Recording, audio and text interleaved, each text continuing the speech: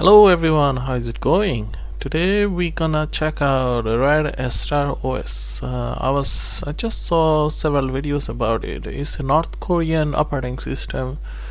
Kim Jong Un. Oh, sorry, I should not. So basically, it's from a North Korea. The Linux operating system, basically, mainly Linux-based operating system from North Korea. You can check out from the Wikipedia page. As you can see, it looks, the user interface looks kind of like it reminds of Mac OS. Minimum requirement, system requirement is quite low. Modern standard, of course. License. Okay, license is the funny part. Okay, it's a GPL licensed actually, Linux kernel and other software, and then it's a combination of licensed and proprietary stuff. Basically, it's a source model, closed source, of course. It's a closed source operating system. I was interested into this just to check out because it's a customized version of KDE desktop environment ISO file of the operating system. Of course, I can't install it on a normal computer, modern computer, because it's not gonna be working properly there, because it's not supported by, I suppose it's not designed for all like hardware. So I got VirtualBox here running on my Linux machine. VirtualBox, I downloaded latest version of VirtualBox 7.10. I've installed it on my Ubuntu system. As you can see, yeah, it's very straightforward. You just download the dev file, and I created a new operating system setting in my VirtualBox, and you can see the settings, what settings I have used. So I was a little bit confused about what kind of operating, because I couldn't find much details about this Red Star 3.0. It didn't come out recently. It came out a long time ago, 2016. I'm not sure which year. Most recent one is actually version 4, which is still a development version. I couldn't find and I didn't want to bother about it as well. I was not sure about the kernel version. So here in VirtualBox, I just selected the subtype, what kind of distribution it is. I just chose other Linux, and then version is 64-bit. And for the computer, I set it the RAM, the base RAM, I set it to 8 gigabyte, 8192 megabyte, and then I only checked optical, which is the CD-ROM drive you need for the ISO file. Just I downloaded to install this Red OS. I downloaded from the archive OS here. So I've downloaded the English version one. Like here it says English install ISO Red Star ISO. There's the English version one. I got it here. It's approximately 2.5 gigabyte. So that's why I need optical. Then I have a hard drive, and all the other settings basically default setting. I haven't bothered changing anything here. Basically, you need to have AMD virtualization extension enabled in your BIOS or BIOS settings. If you have a AMD processor like me, or Intel virtualization, whatever.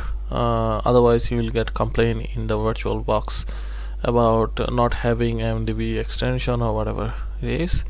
And the display, I set the video memory to maximum, and then just leave it as the default setting. And then, as you can see in the hard drive, I created a hard drive here in VirtualBox. It's roughly 20 gigabyte, and it's dynamically allocated.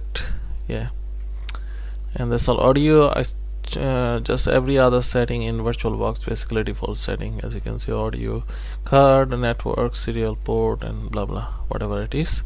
So if you're running VirtualBox on Ubuntu, you will face a problem where VirtualBox will complain about not having AMD extension. So for that, you just have to remove the KVM module from the kernel. You can do that by sudo rm this command, and then you will be able to run VirtualBox. As you can see in the VirtualBox, I have devices, optical devices, that the ISO file I downloaded here. It seems like we are introduced with the Red Star OS, North Korean operating system, Red Star OS. So basically, I don't understand this here. What it says? Just plain welcome screen. Next, Yeah, the user interface looks okay to me. I'll just select the hard drive, whatever I have here, next, and destroy. Yes, destroy everything there, and I keep the username, password. Just set a simple password there. I suppose, and of course, I use a DHCP for automatic network setup. And then here I'm presented with which country. Okay, I select what is it, Sydney there, and then time. Okay, time is not correct, so it hasn't detected time properly. Okay, the hour is not correct. Okay, the date is correct, and yeah, that's all. Let's see how long it takes to install it.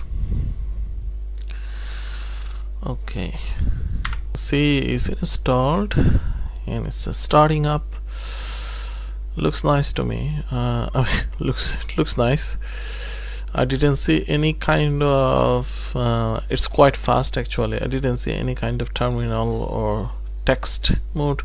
It's all graphical, so they worked on the operating system quite well. I have to accept it's quite polished operating system, like quite polished. And I know the password. Yeah, quite fast. Just started off so quickly, and I'm presented with user interface is not. It's quite responsive as well, and wow, it's snappy. Okay, now we have changed the user interface to English. It was a bit tricky to get all this working. To find the terminal application, not in this system not in this utilities folder, it was hiding. So the online reference is a different reference, so it's in app link folder and then the utilities folder, and here you go, here is the terminal. Next, I tried to set the password for the root, because to be able to do anything I had to use root setting. I can easily pop up this dialog by pressing Alt F2, which is the run dialog. So I use the root setting and to change the root password. So once I click on that, I was able to set the user password. I was able to change the root password by clicking on that button. Go into the root user mode by su-command and then root password, and then set the this command basically change the Korean language to the EU and US language. Basically looks pretty good to me. The default user interface, I can see it's a very detailed operating system. It's not just simple modification to the KDextra environment. Is basically a total modification for this operating system. It's not even looking like a KDE at all. It's not KDE anymore. It's as you can see, and very familiar to Mac OS. Basically it's a replica of Mac OS concept and design. You can see the flag here, and it's animation. There is a little animation going on in the flag, which is quite nice. The fire, I'm not sure what it does. HANA, it says HANA. Maybe it's something, I'm not sure. And then you have time, and I can show as analog, I can show as digital, and open date and time, and let's see what we can do here. It's very nice. And if I want to change it, I just have to press the lock, and I can change the setting. Authenticating, and it's nice animation. Open international, set date and time automatically. Time zone is North Korean time zone. During the installation I set it to Sydney. It didn't remember it for some reason. And here I can show AM and PM, show date. Let's do some modification. Let's customize everything about this desktop operating system to my liking. I already like, to be honest, it already feels like proper Mac OS operating system. First thing I want to see, if I go to the terminal, I want to see which kernel version it's using at the moment. and it's using quite old kernel, which is basically 2.6, came out long time ago, 2012 or 2011. It's a 32-bit operating system, although in the VirtualBox I have set the CPU to 64-bit, so we are not running a 32-bit operating system on a 64-bit CPU, which is running quite well. I want to see KFinder. Okay, they kept the name, the file manager, KFinder, which is I suppose is KDE Finder. KDE Finder we know is a Mac OS naming convention. Okay, here, and is, as you can see, is quite smooth, running very smoothly inside the VirtualBox. Let's try to make VirtualBox a full screen mode and a scale mode. If we go to the system preference and display setting, okay, we can, and everything is working, scroll and everything. I can see here I'm presented with so many resolutions, even the one not supported with for my monitor, and it's very straightforward. I just clicked on it and I just set it right away. Let's go to the full screen mode, and now we are looking at a nice desktop environment. Actually, I like it. I mean, there's nothing wrong, so far so good.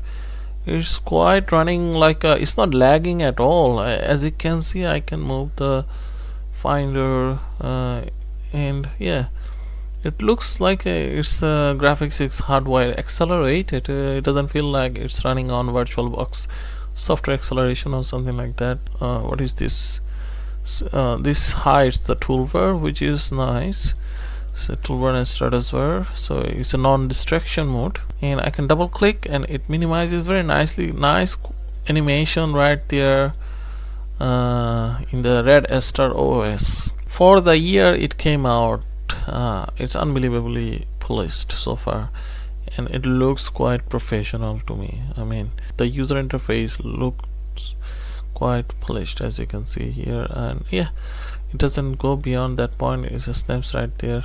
I mean, for North Korea to develop something like this is unbelievable. I mean, they must have some really good software engineers or developers to do this kind of customization or come up with a operating system like this. Okay, file manager is very good, and this is the preview, and everything about this file manager is like a Mac OS, and full screen mode works quite good. And then here close, and KFinder is still there. I can get info. So there's the properties for the file manager, and it looks very like Mac OS name. I can change to mom, and I can change the sharing and permissions right there, just like a Mac OS. Here I just have to and then it allows me to change things like permissions very easily. Apply to enclosed items, and here what is this? I can do more permission and stuff, and here I have the preview and name extension, shared folder. I can use that one as well as spotlight comments. I can put some comments for that folder, and I can drag and then put in the bin just like Mac OS, and then empty the bin.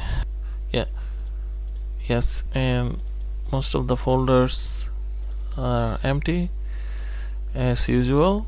If I go to the about this machine, and it says, oh, it detected my processor quite accurately. That's my processor, and it also found, so because it's a 32-bit operating system, even though I set 8 GB RAM for the VirtualBox virtual machine, it only found 3.4 GB as usual. And if I select more information, okay, I can see more detailed information about my computer here, and and everything looks good here. Audio could not, so it couldn't find a audio device, even though we have something on in the VirtualBox. It found the internet Ethernet card. It found the Ethernet card. Firewire graphics, it found a SVGA2 adapter. That's why we have got this nice 2D acceleration graphics going on. System memory, it doesn't say anything about it. PCI cards, maybe I have to double click. No. Power, printer, no. Network file, software. So scrolling is working. Software, there are so many applications. Okay.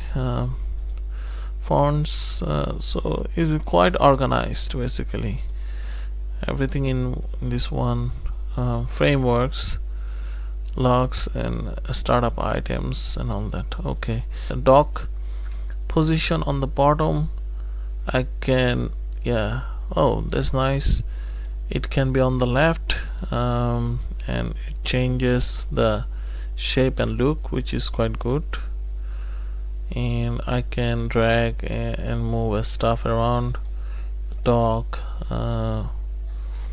actually this is, in terms of the interface, is quite still can compete with the modern Linux, any other desktop environment, in terms of the polish and how good it is. So if you just update the kernel, maybe it would be usable. If you just I don't mind using a interface like this, just like Mac. Is familiar, it works, and it's polished. So what else you want, basically, except it's a Kim Jong-un operating system. Right here you have QuickTime player. Okay, it looks like a QuickTime player. I suppose this is based on VLC. I'm not sure, I'm just guessing, because QuickTime player can't be like a made in North Korea, right? Developed, it's developed by Apple, but again it looks polished. I'm not sure if can play certain files, so because I haven't copied any file. And then you have calendar iCal. Again, yeah, it looks nice. iCal looks nice. And calculator, yeah. So basically every desktop application provided is customized here. It's not a default KDE application, it's custom version. They design their own kind of so basic scientific programmer, and it works well. I mean, it's not lagging, it's perfect, it works well. It's just like Mac OS. And then browser, not sure if we got internet here. Let's try to go into Google and see whether North Korea is gonna be and Kim Jong allow this or whatever. Seems like we don't have internet. And then you have other applications. There is a music application, right? Since we don't have the sound card detected in this, so we won't be able to play this. And the stickers, let's see. Okay, there's a nice sticker there. And PDF editor. Okay, this is PDF editor. Looks like based on something looks familiar. Utilities, you have activity monitor. Let's see the activity monitor. Okay, this looks familiar. Activity monitor. Index utility, it's not showing any kind of partition. Okay, any kind of details. Okay, it's using extension 3 for file system partition. It's showing basic details. Maybe you can do basic stuff there. Network utility info. Okay, we've got the Ethernet there is detected and connected, but we can't connect to Google for some reason. Let's see, ping has started. Yeah, I'm not sure how to fix it anyway. Yeah, that's all you got in this distribution Linux. We can't say this is a total Linux distribution, like you have LibreOffice customized version of LibreOffice. It still is quite polished. LibreOffice looks like LibreOffice but also looks different. And what else you have here? Simple text editor. Again, a very simple text editor, just like Mac, with basically they copied everything from Mac. Okay, screen got these wallpapers. Yeah, I like the wallpapers. Maybe some wallpapers from North Korea, and you have the space wallpaper as well. And you've got the screensaver. Let's see if it works. Yeah, it works. Screensaver works. And these are standard wallpaper. It is working, and it's working. So guys, anyone wants to use this operating system outside North Korea, I don't think it's practical because there's so many other stuffs maybe not compatible. Yeah, but I understand it's designed to be only used inside North Korea, and it works well for the purpose. I can see here it's being useful to North Korean users, and I can understand it's being very useful, and it's very polished, and I can set the icon size, I can set the grid spacing,